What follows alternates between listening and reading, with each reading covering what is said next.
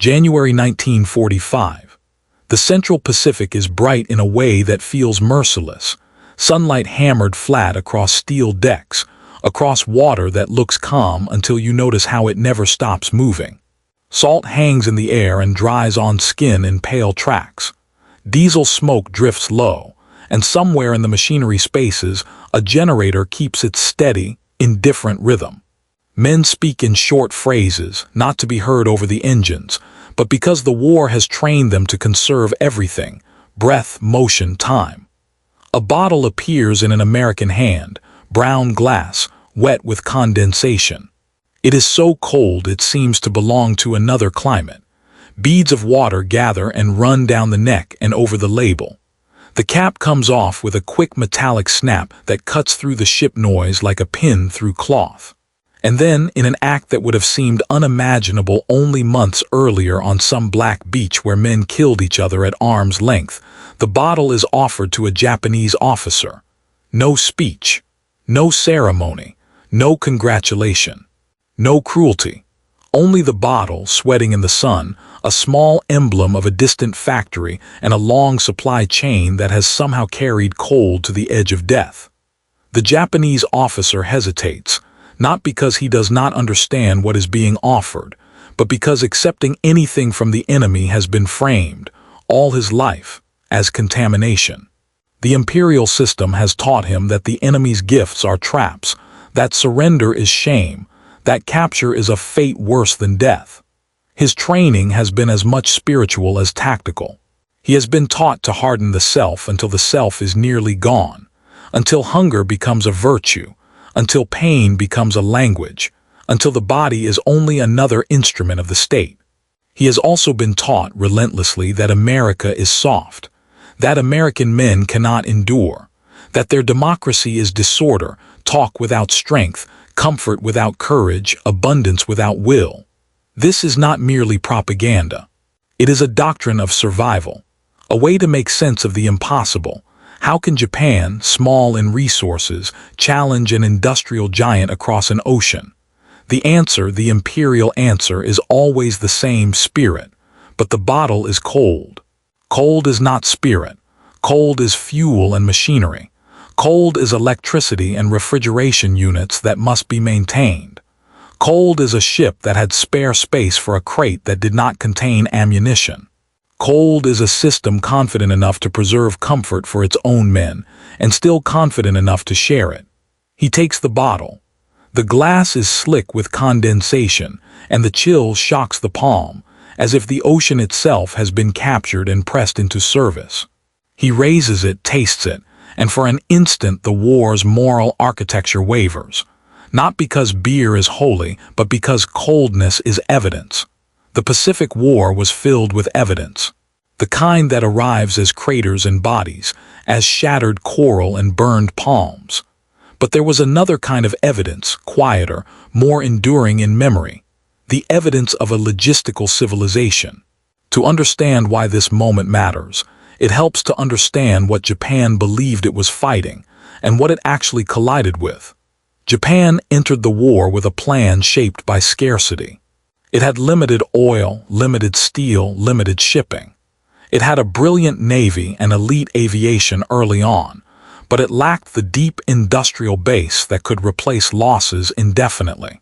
Its strategy was to strike hard, expand rapidly, and then force the United States to negotiate by making the cost of retaking the Pacific too high. Victory, in this vision, would not be a total conquest of America. It would be a psychological victory, breaking the enemy's will. That idea was not insane. It was a gamble built on a reading of American politics and public opinion. It assumed that a democracy, confronted with a long and expensive war, might choose compromise.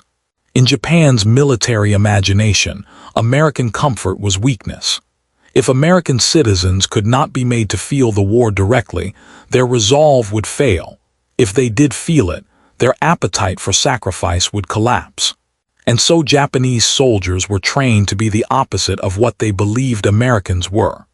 Disciplined to the point of severity, obedient to the point of disappearance, willing to die because death was framed as the final loyalty.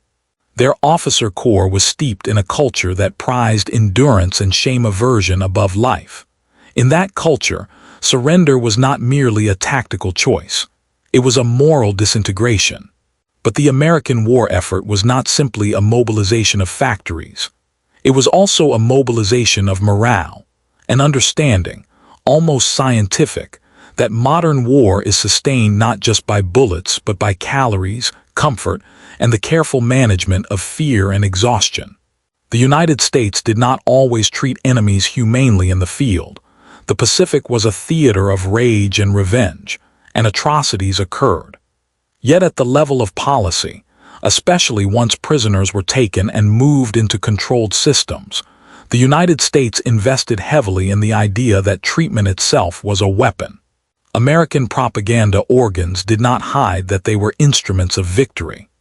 The U.S. Office of War Information, created in 1942, was charged with shaping information abroad, and its director Elmer Davis described it as a war agency, established to serve as one of the instruments by which the war will be won.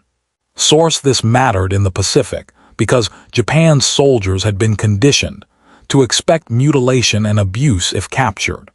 America's countermessage was simple: you will live, you will be fed, you will be treated according to law. That promise was not only ethical, it was designed to undermine the enemy's will to fight to the death. Yet promises alone did not take prisoners. The Pacific Ground War was savage. Many American units, after suffering ambushes and booby traps, became reluctant to approach surrendering Japanese soldiers. Suspicion hardened into policy on the ground. If a man raises his hands, he may still pull a grenade. If he steps forward, he may be guiding you into a kill zone. American psychological warfare units had to fight not only the enemy's indoctrination, but also their own troops' fury and fear. The record preserves a blunt example. There were cases where Marine commanders were forced to offer 2 cases of beer for a Japanese prisoner, an anecdote tied to Barak Kushner's The Thought War. Japanese Imperial Propaganda *. Source: https://www.com/encouraging troops psyop. HTML. It is an unsettling detail. It suggests that sometimes, even in an army that claimed it was fighting for civilization, the immediate emotional reality of combat made taking prisoners feel unnatural, too risky, too merciful, too complicated. Beer in that moment is not camaraderie. It is currency, an attempt to purchase restraint. But what happens after restraint, after capture, was where America's deeper system revealed itself. Once a Japanese soldier or officer entered the prisoner pipeline, he entered an apparatus designed to do 2 things at once: secure information and demonstrate a competing moral order. The system was not perfect and it was not free of hatred, but it was structured. It was bureaucratic. It was deliberate. It treated people as prisoners, not as prey. And in the middle of that structure, small comforts appeared, sometimes because policy encouraged them, sometimes because individual Americans acted on impulse, sometimes because the supply system had more than it strictly needed. That is where the cold bottle becomes the recurring symbol in this story, not as a romantic token, but as a concrete sign of surplus. Coldness was the sensory proof of American industrial reach. The U.S. military did not merely ship bullets, it shipped refrigeration. It shipped sugar. It shipped the means to make frozen desserts in a war zone. The numbers are almost absurd until you remember what America was. An ocean-bounded continent mobilized into an assembly line.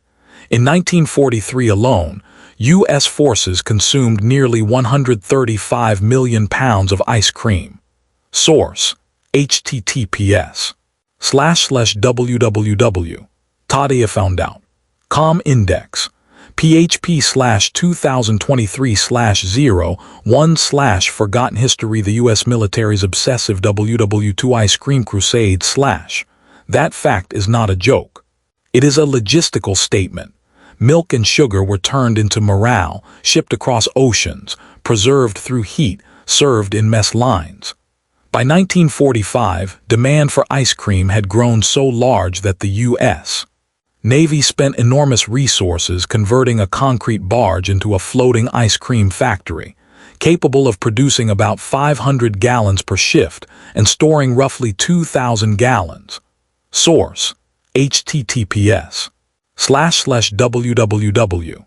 Tadia found out. Com Index.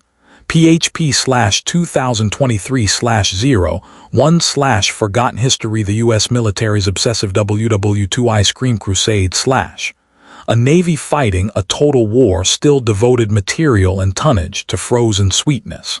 This was not frivolous. It was morale management, and morale was combat power. It told sailors they were remembered. It told them the nation behind them was intact enough to care about the texture of their days. For a Japanese officer, the implications were devastating. Because Japanese forces, especially later in the war, often fought at the end of supply lines.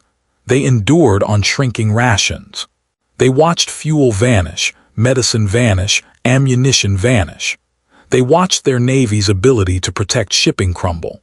They saw, island by island, that defeat could look like hunger long before it looked like surrender documents. They had been taught that their suffering was proof of righteousness, that the ability to endure scarcity meant moral superiority. But when an enemy demonstrates that it can deliver cold drinks and frozen desserts to the front, the meaning of suffering shifts. Endurance becomes less a badge and more a symptom. It begins to suggest not purity, but disadvantage. That is the emotional contrast that often haunted Japanese captives. They had expected to be degraded, but instead they were disoriented. They expected the enemy to be cruel, but the enemy sometimes offered food. They expected captivity to be a pit, but captivity sometimes contained order. They expected the enemy to be short of essentials, yet the enemy carried extras, luxuries disguised as morale tools. And they expected America to be decadent, yet that decadence proved functional. A cold beer is decadent only if a society collapses under the weight of providing it. America did not collapse. America multiplied. The Japanese officer, now sitting under guard, perhaps on a deck, perhaps in the shade cast by a bulkhead, looks at the bottle and senses the hidden architecture behind it. Somewhere far behind this moment are breweries and bottling lines. Somewhere are freighters and warehouses. Somewhere are fuel depots, refrigeration plants, naval bases, and the clerks who wrote the paperwork that made the crate appear. Somewhere are the men who loaded it and the ships that defended its voyage. And somewhere, deeper still, is the ideology that made it possible. A state that could mobilize without starving its own people into submission. A system that could generate abundance and still coordinate it.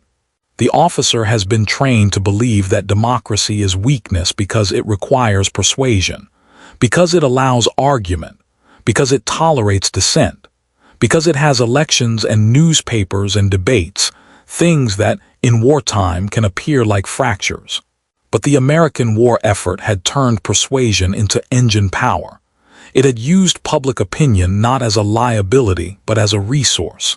It had not eliminated disagreement. It had channeled it into a shared project of production. And it had done so on a scale Japan could not match. Even American military thinking about propaganda carried this confidence. That truth could be used as a weapon more durable than lies. Wartime materials emphasized that leaflets, broadcasts, and promises had to be credible, because credibility itself was the wedge that could pry open an enemy's worldview. Source: https://www. Encouraging troops SIOP, HTML. This mattered because Japanese propaganda had taught their soldiers that the enemy would mutilate them, torture them, perhaps castrate them, and that therefore death was the only safe course. American counterpropaganda tried to dissolve that certainty by replacing it with another. If you surrender, you will live.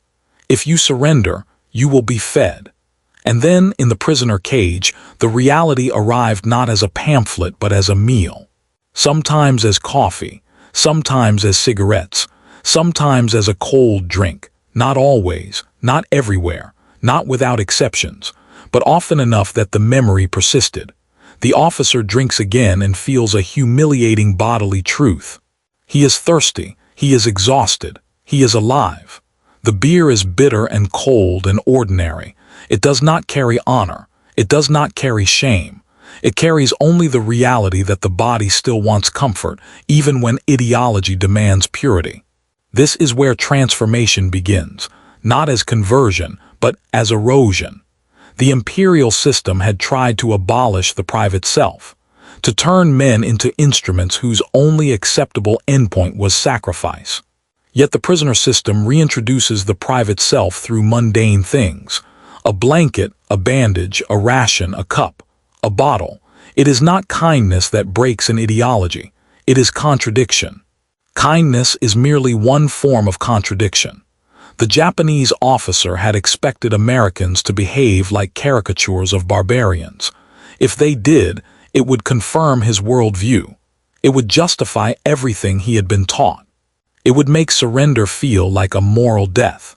But when Americans behave in a way that violates the caricature, when they treat him with procedural restraint, when they offer a cold drink, he is forced to confront a possibility that is more frightening than brutality.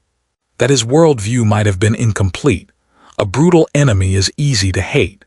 An enemy capable of self-control is harder to reduce to a demon. The officer's mind returns, unwillingly, to the logic of the war itself. Japan has demanded total loyalty, but it has also demanded total silence. Information was managed tightly. Bad news was filtered. The soldier's world was narrowed until it contained only duty. But the Pacific, as a battlefield, kept widening. Each American landing was supported by ships and aircraft and supplies that seemed inexhaustible. Each Japanese defense grew more desperate, more isolated, more starved. This is what the cold beer represents. That inexhaustibility made tactile. He thinks of the men he commanded, some dead, some missing, some still hidden in caves refusing to accept reality. He thinks of the imperial language that made surrender impossible, words like honor, shame, spirit, and purity. He thinks of the emperor distant, sacred, abstract, against whom no argument was permitted. And then he looks at the American sailor who offered the beer, not an aristocrat, not a samurai, not a man elevated by ritual, just a citizen in uniform. The American's gesture is not framed as charity. It is framed as normalcy. In a democracy, normalcy is a kind of quiet power. It implies that hierarchy is less absolute, that the state is not a god, that authority can coexist with ordinary humanity. Even the American mythos of the war leaned into this, that their strength came not only from generals but from the broad base of citizens who built, shipped, repaired, and endured. The bottle's coldness is a citizen's achievement, not a divine gift. And in this, the Japanese officer experiences the deeper shock. American abundance is not merely wealth. It is organization. It is a system that distributes. A dictatorship can hoard. A militarist state can seize. But distribution at scale, distribution that reaches an ocean war, requires something else. Trust in systems, reliable accounting, the disciplined cooperation of millions who are not coerced at gunpoint every day. It requires, paradoxically, a kind of social contract. This is the part of the story that often hides behind battles and casualty figures. Democracy's logistical genius is born from a civilian world that continues to function. Factories have schedules, railroads have timetables, ports have clerks, supply chains have redundancy, and when something breaks, there is a mechanism to replace it.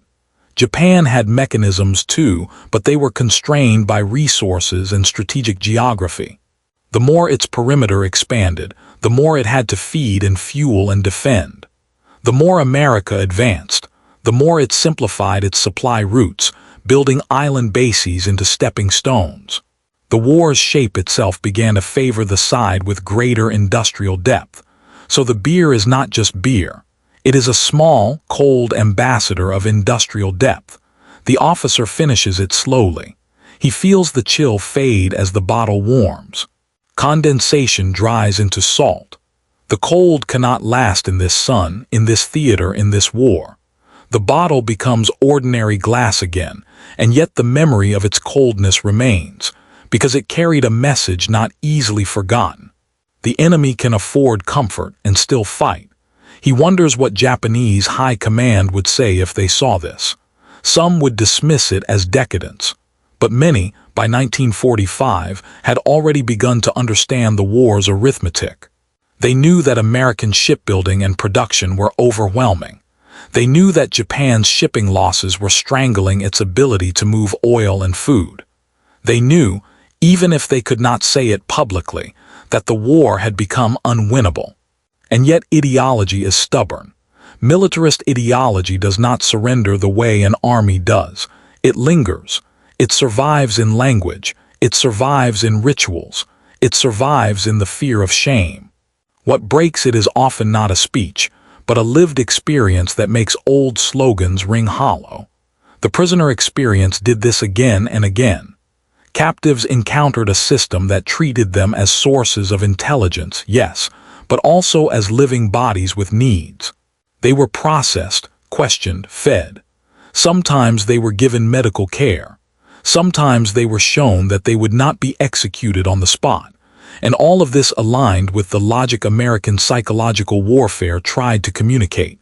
That surrender was not the end of humanity, and that American strength included the ability to spare lives. Source: https://www.cywarrior.com/encouraging troops psyop. HTML. The Japanese officer's transformation is not a simple moral awakening. It is more complicated. He does not forget what America has done, the bombardments, the fire, the killing. He does not suddenly love the enemy. But he begins to see that the enemy is not a collapsing, decadent civilization. He begins to see that the enemy's comfort is not weakness, but output. And he begins to suspect that the system he served, built on compelled sacrifice, had been fighting the wrong kind of war. A war of spirit against steel, of hunger against refrigeration, of purity against production. The symbolic object returns in his memory, the bottle, cold enough to sweat in sunlight. It becomes, for him, a measure of distance, not geographic distance, but distance between ideologies. One ideology demanded that men die to prove loyalty. The other could ask men to fight while still feeding them ice cream 3 times a week if the Pentagon insisted, as later policy debates would show in other wars. Source: America's obsession with morale foods may sound trivial until you understand what it signaled to the fighting man. That the state's relationship with him was not only transactional, that even in war he was not supposed to become an expendable shadow, that his comfort mattered, not because comfort is sacred, but because the individual mattered enough to be sustained. Japan's system, by contrast, often treated comfort as corruption and individuality as weakness. The officer had lived inside that logic, wearing it like armor. But armor is heavy, and hunger eats from within. In the days that follow, he watches American routine. He watches lines form, men waiting their turn. He watches officers not always cutting through those lines. He watches the strange informality that can exist inside discipline. He watches a kind of equality that is not perfect but is visible in small gestures. Shared cigarettes, shared jokes, shared burdens. The more he watches, the more he understands that American abundance is not merely the plenty of a rich nation. It is the plenty of a nation that has built systems to convert wealth into operational reach. The U.S. Navy's floating ice cream barge is an absurd symbol until you remember what it meant. Refrigeration afloat, production afloat, comfort afloat, towed wherever the fleet needed it. Source: https://www.tadeyafoundout.com index. php/2023/0/1/Forgotten History, the U.S. military's obsessive WWII scream crusade / In that barge is the same logic as in the cold beer. the ability to bring the home front's pleasures to the front lines, not as distraction, but as reinforcement of identity. You are still an American. You are still part of a society intact enough to remember taste. And taste is not trivial. Taste is memory. Taste is the mind's bridge back to home. For the Japanese officer, taste has been reduced by war to rice, if available, and whatever substitutes hunger forces into the mouth. For him, the beer's taste is not a reminder of home. It is a reminder that the enemy's home is functioning. That realization can be more crushing than defeat in battle, because defeat in battle can be blamed on circumstance, on bad luck, on the bravery of the enemy. But defeat by system, defeat by the enemy's ability to keep producing, supplying, cooling, feeding, suggests inevitability. It suggests that willpower alone cannot close the gap. So the officer's worldview shifts, not toward admiration, necessarily, but toward comprehension. He begins to see that ideology cannot override physics, and that politics cannot magically create oil. He begins to suspect that the imperial promise, that spirit could overcome material disadvantage, was not only optimistic, but cruel. It demanded sacrifice to cover an arithmetic problem. In time, when the war ends, the memory of the cold bottle will sit beside other memories. The last bombardment, the last orders, the last glimpse of comrades. It will not be the most dramatic moment, but it will be among the most instructive, because it carries a larger truth about freedom and abundance. Freedom is not simply the absence of chains. It is the presence of systems that allow life to be more than survival. It is the ability of a society to produce enough that it can choose restraint. It is the capacity to treat an enemy humanely without endangering victory. It is the strength to have surplus and not be ruined by it. Abundance in this sense is not decadence. It is resilience. And democracy, at its best, is the mechanism that turns abundance into distribution, imperfectly, unevenly, but with a moral claim that the individual matters. On the deck, the sun continues its indifferent work. The bottle is empty now. The chill is gone. The glass warms until it matches the air. The condensation dries to nothing. The sound of engines continues as if it has always existed. The war continues for others elsewhere. But in the mind of one Japanese officer, something irreversible has occurred. The enemy has become real in a new way, not as a monster, not as a caricature, not as a decadent collapse waiting to happen, but as a vast, organized civilization that can deliver cold across the ocean. And when a civilization can keep a drink cold in a war zone, it is telling you, without words, that it can keep fighting longer than your certainties can endure. Source: https://www. Tadea found out. Com Index. PHP/2023/01/Forgotten History. The U.S. military's obsessive WWII Scream Crusade / In the end, the epilogue of such moments is not written in beer. It is written in what follows. After the Pacific War, Japan would be occupied. Its militarist ideology would be dismantled, not only by directives and trials, but by exposure to another kind of daily life.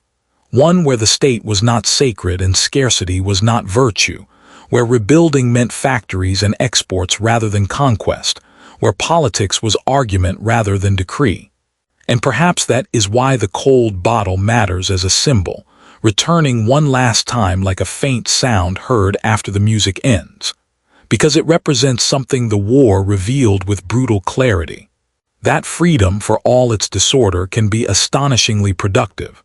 That democracy, for all its argument, can mobilize, and that a society capable of abundance can choose to share it, even with an enemy, without losing itself. The bottle is gone, but its coldness remains in memory, like a small piece of winter carried into the tropics, proof that some nations fight not only with the hardness of their men, but with the depth of their systems, and the quiet confidence that they can afford, even in war, to let humanity survive.